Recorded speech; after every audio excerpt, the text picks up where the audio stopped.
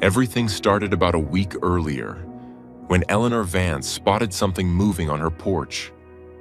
When she looked outside, she saw a trembling bobcat curled tightly against the glass door. The animal wasn't just resting, she had chosen this spot. The storm outside was brutal, but something in the bobcat's sunken frame and slow, deliberate breathing hinted at more than just cold and hunger. She was in labor, a blizzard, a woman alone, and a wild visitor barely clinging to life, separated by only a pane of glass. How do you save a wild creature without touching it?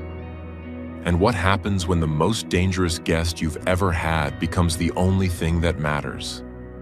Stay tuned to see how a simple act of mercy turned a frozen porch into a fortress for new life. It will leave you breathless. Before we start, hit the like button and make sure to subscribe if you haven't, and hit that notification bell so that you won't miss any new stories. The silence of a northern Michigan winter is not merely the absence of sound. It is a physical weight, a heavy, suffocating blanket that presses against the windows and settles deep into the bones. On this particular Tuesday morning, the world outside Eleanor Vance's secluded farmhouse had been erased. A blizzard, rolling off the churning, slate-gray waters of Lake Superior 2 days prior, had buried her driveway, her garden, and the winding county road that connected her to civilization under 3 feet of seamless, blinding white. The sun had finally broken through the cloud cover, but it offered no warmth. It hung in the sky like a polished coin, casting a brilliant, diamond-hard light across the drifts that stung the eyes. The thermometer bolted to the porch pillar read 4 degrees below zero, a temperature that turned breath into ice crystals before it even left the lungs. Eleanor, wrapped in a thick, cable-knit wool cardigan that had once belonged to her late husband Thomas, moved through the quiet house with the slow, careful gait of a woman who had learned that rushing only led to falls. At 72, she had made a fragile peace with the solitude of the winter months.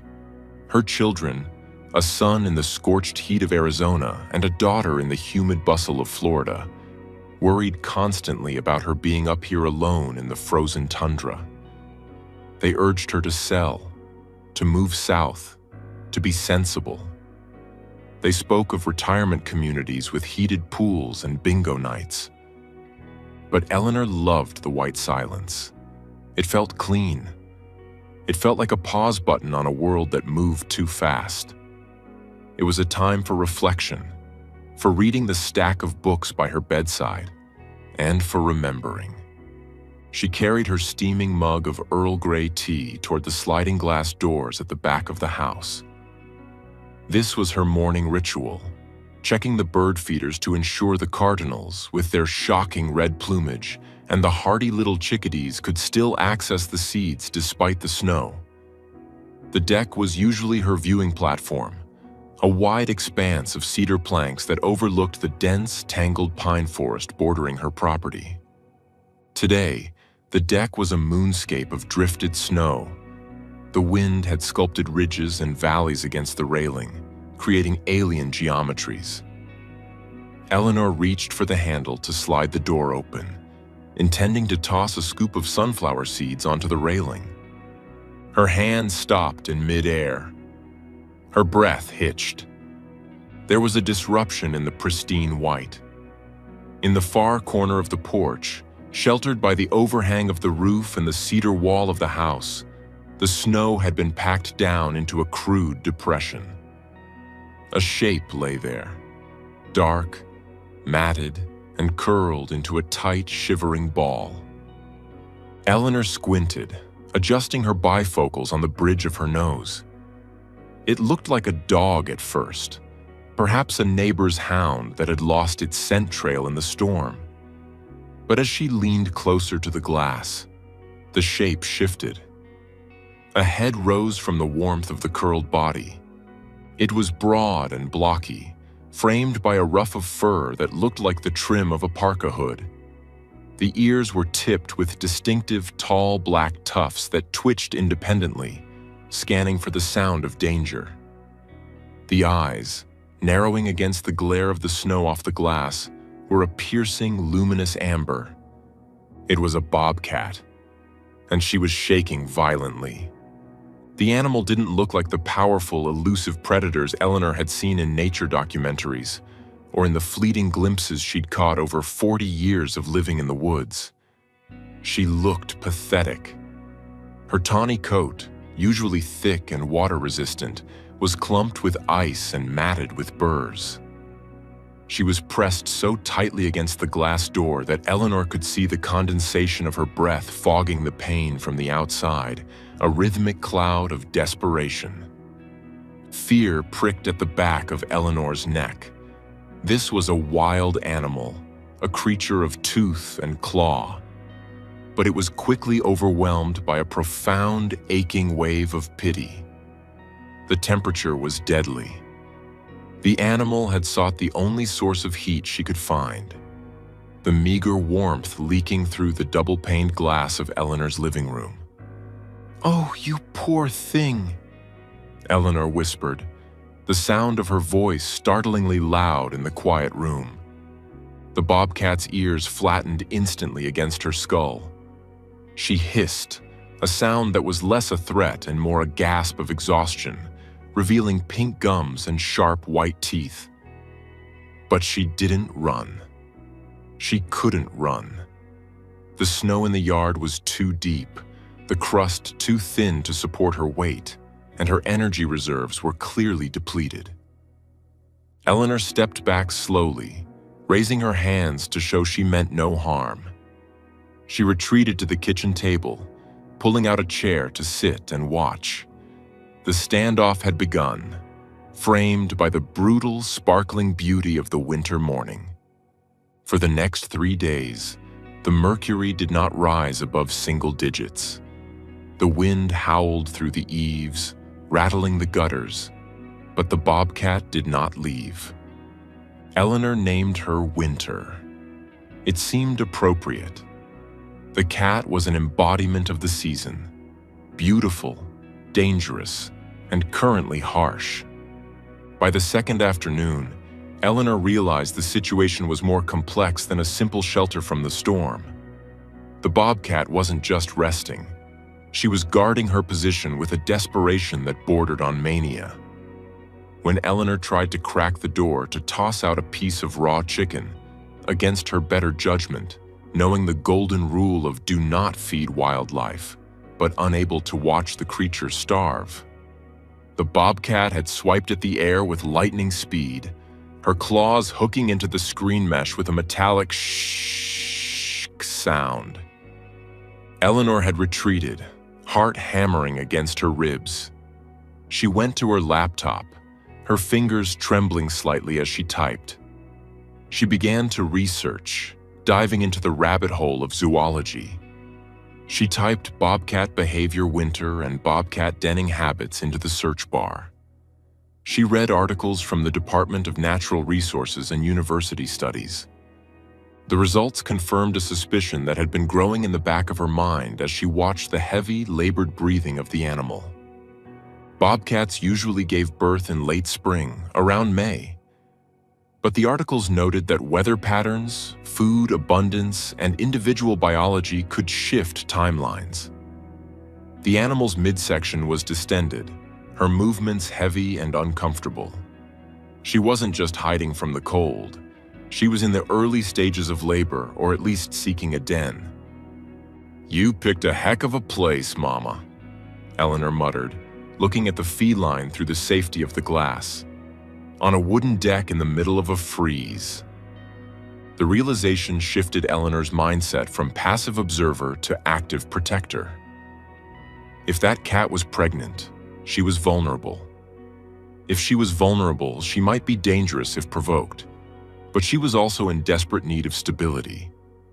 Eleanor's protective instincts, dormant since her grandchildren last visited 3 years ago, flared to life with a fierce intensity. She couldn't bring the wild animal inside. That would be madness, a recipe for destruction and injury. But she could secure the perimeter. She bundled up in her heavy parka, scarf, and insulated boots and exited through the front door, circling around the house to the backyard to avoid disturbing the guest on the porch. The snow was waist-deep, and she had to use snowshoes to navigate the drift. She waded through the white expanse, armed with orange marking flags and a roll of twine. She cordoned off the area below the deck, creating a visual barrier.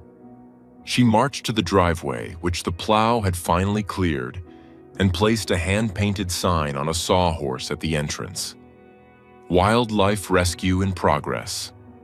Do not deliver packages. Do not honk. She called the plow service and told them to skip her driveway for the rest of the week. I'm fine, she lied to the confused dispatcher.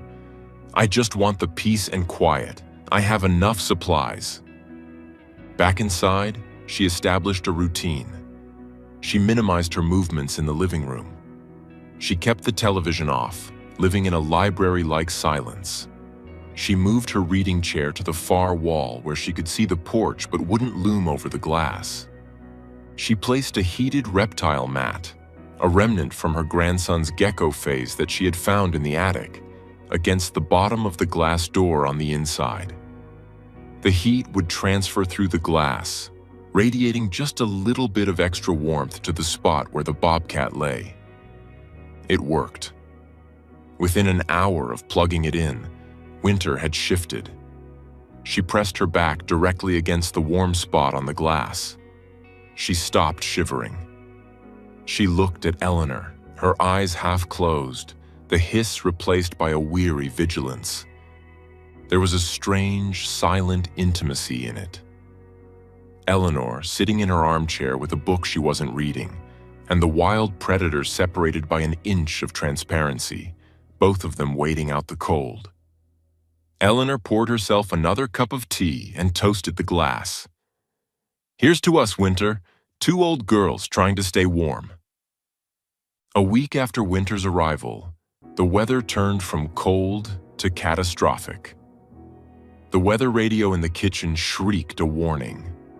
A polar vortex was descending, bringing wind chills of 30 below zero. Eleanor paced the floorboards, the wood creaking beneath her slippers. The porch was covered, yes, and the corner was sheltered, but it was open to the air. 30 below was lethal, even for a bobcat with a winter coat. If she gave birth tonight, the wet kittens would freeze in minutes. You have to go under the deck, Eleanor pleaded, talking to the glass. Go under the house. There's a crawl space. It's warmer there.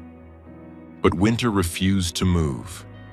She was anchored to the mat, to the familiarity of the porch corner, to the perceived safety of the high ground. Night fell like a hammer. The wind began to howl, a shrieking soprano that rattled the window panes in their frames. The house groaned under the assault. Eleanor couldn't sleep. She made a pot of coffee at midnight and sat in the dark living room, illuminated only by the faint bluish glow of the snow outside and the small power light of the heating pad. She watched the dark lump on the porch. The snow was blowing sideways now, drifting onto the deck, piling up against the bobcat's fur. Winter was buried under a dusting of white, her head tucked into her flank. Then the movement started. It wasn't the wind. The mound of fur convulsed. Winter threw her head back, her mouth open in a silent cry that was swallowed by the gale. She shifted, standing up and then circling, trampling the snow she had been lying in. She bit at her own flank. It's happening, Eleanor breathed, her hands gripping the arms of her chair. Oh God, not tonight, not in this cold. She felt utterly helpless. If she opened the door to help, the blast of sub-zero air could kill the newborns instantly. If she went out there, the mother would attack her. If she did nothing, The frost might take them anyway. She ran to the linen closet and grabbed every towel she owned. She stood at the door, hand on the latch, agonizing. Interfere and risk terrifying the mother into abandoning them? Or stay back and trust nature? She chose a middle ground. She cranked her home's thermostat up to 80 degrees. The furnace roared to life in the basement, pumping hot air into the room. The glass of the door grew warm to the touch, a radiator against the storm. She pushed the reptile mat closer, turning it to max. For hours, Eleanor kept vigil. The mother bobcat was a blur of motion in the shadows, licking, cleaning, positioning. She worked with frantic intensity.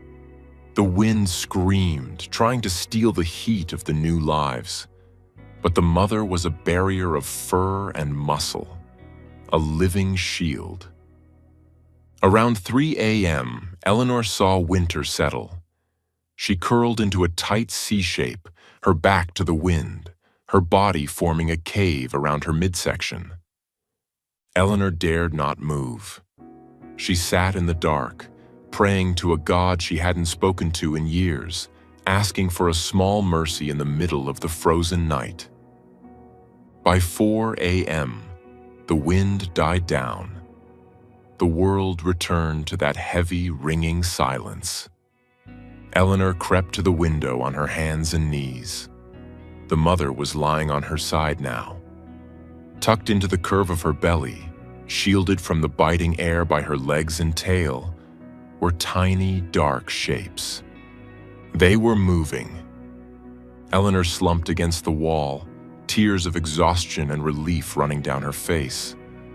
Life had won. In the teeth of a killing freeze, on a wooden porch in northern Michigan, life had stubbornly, defiantly won. The thaw was slow, agonizingly beautiful. March arrived, bringing with it the drip, drip, drip of melting icicles and the scent of wet earth.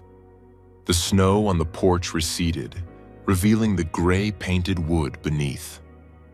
The kittens, Eleanor counted 3 initially, though it was a jumble of limbs, grew rapidly. They were born into a harsh world, but they had a fortress. Eleanor became a ghost in her own home. She stopped using the back door entirely, sealing it with duct tape to prevent accidental opening. She monitored them through the glass and via a webcam she had carefully positioned in the window frame, which she streamed to her iPad. She watched them open their eyes, cloudy blue turning to sharp, clear vision. She watched them take their first steps, their paws comically large for their bodies, stumbling over the doormat. There were moments of pure comedy. One morning, a bold kitten, whom Eleanor mentally dubbed Rascal, discovered a dead leaf blowing across the porch. He stalked it with the seriousness of a lion hunting a gazelle, wiggling his butt before pouncing, only to miss and tumble head over heels. Eleanor laughed, clamping her hand over her mouth to stifle the sound. But there were moments of terror too. One afternoon in early April, a shadow fell over the porch. A great horned owl, silent and deadly, landed on the porch railing. Its yellow eyes locked onto the pile of sleeping kittens. Eleanor didn't think. She didn't hesitate. She slammed her hand against the glass and shouted, "Hey, get away!" The owl screeched, startled by the sudden noise from the aquarium of the house, and took flight. Winter, who had been dozing at the other end of the porch, launched herself into the air, her claws raking the wood where the owl had been a split second before. She landed, hissing at the sky, her fur standing on end. She turned and looked at the window. She looked at Eleanor. She didn't hiss at Eleanor. She gave a low, throaty growl, then gathered her kittens close, licking their heads aggressively. It was a moment of shared defense. They were co-parents, separated by glass but united in purpose. A silent understanding developed between the woman and the cat. When Eleanor approached the window, Winter no longer flattened her ears. She would simply watch, her amber eyes cool and assessing. It was a transactional respect. You respect my boundaries, I respect yours. You provide the heat, I provide the show. By May, the snow was a memory, replaced by the vibrant neon green of new grass. The forest was waking up. The kittens were no longer tumbling balls of fluff. They were lean, agile, and restless. They climbed the railing. They swatted at the screen door, testing the barrier. They practiced ambush tactics on their mother's tail. Eleanor knew the time was coming. The porch was too small. The world was calling. It happened on a Tuesday, echoing the day they arrived. The air was filled with the scent of damp earth and pine resin. Winter stood up and let out a sharp, low call, a sound Eleanor had never heard before, guttural and commanding. The kittens, now looking like miniature replicas of their mother, stopped their play instantly. Winter walked to the stairs of the deck. She descended 2 steps, then looked back. The kittens followed, flowing like water over the wooden edge. Eleanor pressed her palms against the glass. "Goodbye," she whispered, her throat tight. "Be careful out there. Watch out for the cars. Watch out for the coyotes." They didn't look back. They were creatures of the present tense. The porch had been a womb, a nursery, but the forest was their home. They vanished into the brush, the ferns swallowing them whole. The porch was empty. The silence that followed wasn't the heavy silence of snow. It was the hollow silence of absence. Eleanor went outside and swept the deck. She scrubbed the paw prints from the glass. She took down the warning sign at the driveway. She resumed her life. She went to the grocery store. She called her son. She gardened. But every morning, her eyes automatically went to the corner of the porch, looking for the tawny shape that wasn't there. She felt a phantom limb syndrome of the heart. Summer hit the mountain with humidity and heat. The woods were thick, impenetrable walls of green. The air buzzed with cicadas. Eleanor sat on her porch again, drinking iced tea, reading a mystery novel. It had been 6 weeks since they left. She assumed she would never see them again. That was the way of nature. Wild things do not look back. She was wrong. It was early morning, the mist still clinging to the valleys. Eleanor was in the kitchen, slicing a peach for her breakfast. She heard a sound, a familiar rhythmic thump, thump, thump on the wooden deck boards. Her heart skipped a beat. It was too heavy for a squirrel, too deliberate for a raccoon.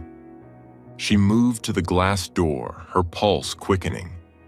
She pulled back the sheer curtain. There, sitting in the center of the deck, bathed in the soft, diffused light of the morning sun, was Winter. She looked magnificent. Her coat had shed its winter heaviness and was sleek and golden, the black spots stark against the tawny fur. She sat tall, her chest puffed out, looking directly at Eleanor. "You came back to visit." Eleanor beamed, touching the glass.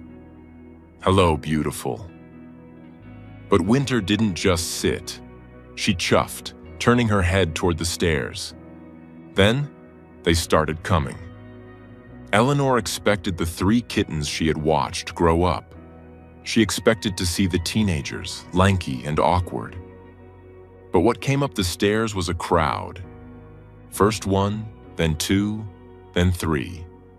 The original trio, bigger now, their legs long and gangly. But they were followed by another, and another, and another. Eleanor's eyes widened. She dropped the slice of peach she was holding. It hit the floor with a wet slap, but she didn't notice. 4, 5. She counted, her voice rising in disbelief. 6, 7. 2 more small heads popped up over the rim of the deck stairs.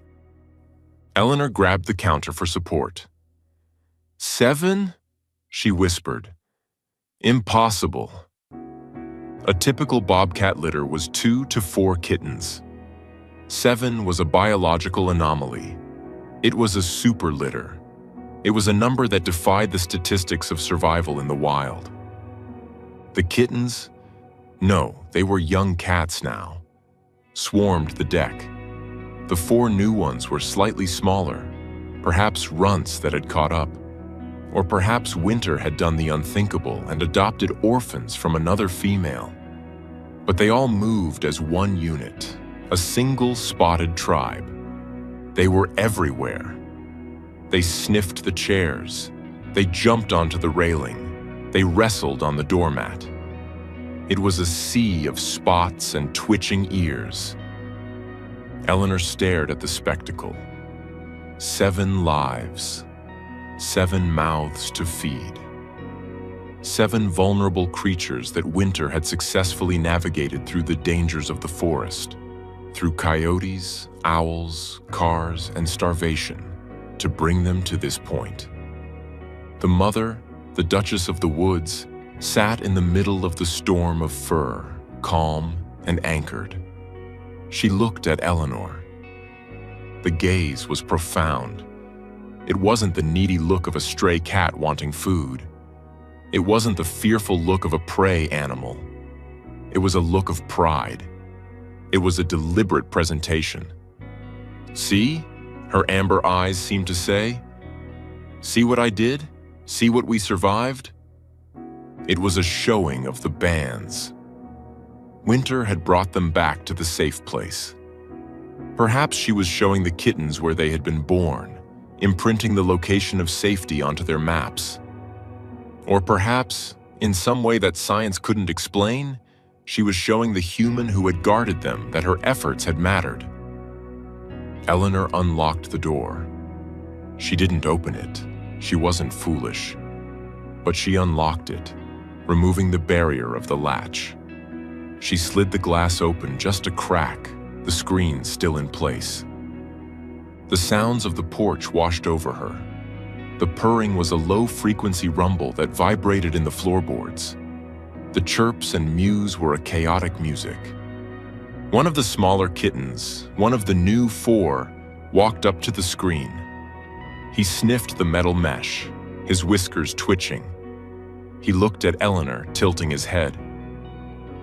7 of you, Eleanor whispered, tears streaming down her cheeks. You are a miracle, a genuine miracle. The kitten reached out a massive paw and batted gently at the screen, his claws sheathed. It was a high five across the species barrier. For 20 minutes, Eleanor Vance was the wealthiest woman in the world. She wasn't rich in money or property. She was rich in life. She witnessed the playful aggression of siblings, the tender grooming of the mother, the sheer, unadulterated joy of survival. She saw the scars on the mother's flank, new ones. She saw the missing tip of an ear on one of the larger kittens. They had fought for this survival. The forest was not kind, but they were winning. Then, as if hearing a silent bell, Winter stood. She looked at the woods. She looked back at Eleanor one last time. She turned and descended the stairs. The 7 kittens followed. It was a procession, a parade of shadows returning to the shade. They flowed down the stairs and into the tall grass, their spotted coats blending perfectly with the dappled sunlight of the undergrowth. Within moments, the porch was empty again. Eleanor stood in the open doorway for a long time. The morning air was humid and sweet. A cardinal landed on the feeder she had filled that morning, a flash of red against the green. She felt a profound sense of peace settle over her, lighter than snow, warmer than the sun. She realized she wasn't waiting for the end of her life. She was part of the cycle. She had been the keeper of the lighthouse during the storm. She had provided the silence in which a miracle could occur. She walked out onto the deck, her bare feet warm on the sun-baked wood. She went to the corner where winter had huddled during that first freezing week. She placed her hand on the railing. The wood was warm. "You're welcome," she said to the trees. Eleanor went back inside. She picked up the phone and dialed her daughter in Arizona. "Mom?" her daughter answered, sounding worried. "Is everything okay? It's early." "Everything is wonderful," Eleanor said, her voice strong and clear, the tremble of age gone for a moment. "I have a story to tell you. You're not going to believe it. It's about a guest I had this winter." "A guest? Mom, did you let someone stay in the house?" "Not in the house, dear, on the porch, and she brought her family back today, 7 of them." "7 people?" "7 bobcats," Eleanor laughed, a sound that felt rusty but good. "It's a long story. Grab a cup of coffee." She looked out the window at the vibrant living woods. The winter was over. The cold was gone. And Eleanor Vance, the guardian of the porch, was no longer alone. She carried the memory of 7 lives, wild and free. And that was enough to keep her warm for the rest of her days.